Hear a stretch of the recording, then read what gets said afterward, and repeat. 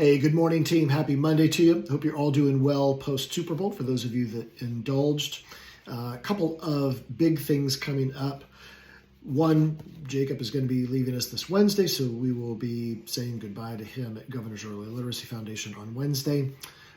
The week after, there is a hearing on third grade retention that the foundation is invited to. I should have some more information for you, but we are being asked to go and speak to the importance of early literacy. It's a great opportunity for us to be recognized as a thought leader around early literacy in our state, so I'm excited the invitation is happening.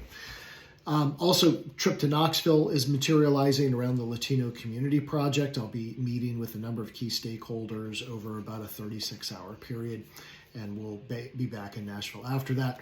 And then, of course, our Jefferson City trip is coming up, and then it's off to Baltimore. And as that's beginning to materialize, great opportunity to be out in front of leaders representing the foundation as a thought leader around early literacy. So very excited about those things.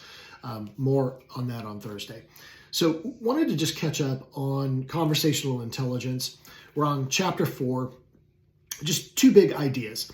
So, as we look at blind spots around conversation, that's really kind of the central theme of the chapter. There's 5 major blind spots, but I think 2 of them are probably the most key in terms of what I see and observe in the business setting around conversational intelligence. And first is, it's important to note that we're neurochemically addicted to being right. So there's this idea of really wanting to believe whatever we believe is the right thing and what someone else believes is the wrong thing. So the first blind spot is really kind of this either or thinking, that I'm right and this person's wrong and vice versa, rather than both and thinking that would allow you to consider that 2 things can be true at the same time. And this is one of the things that often holds us back in our conversation. And then the second one is that we tend to have more statements in our conversations than questions. In fact, a study that was done for this book showed that key conversationalists would use 85% statements, 15% questions. And this often led to massive misunderstandings or miscommunications. So a couple of things that we might want to try. So in terms of the both and thinking, I think sometimes it's important when you're in a conversation or thinking something through, take the other person's perspective and argue the other side, right? If you believe that paper plates are better than ceramic plates for an event, try the opposite perspective and see if you can argue and put yourself in the perspective of understanding where the other person is coming from with their argument, to really understand where they might be coming from, what their perspective may be, and what's important in this conversation, so that you can draw that out.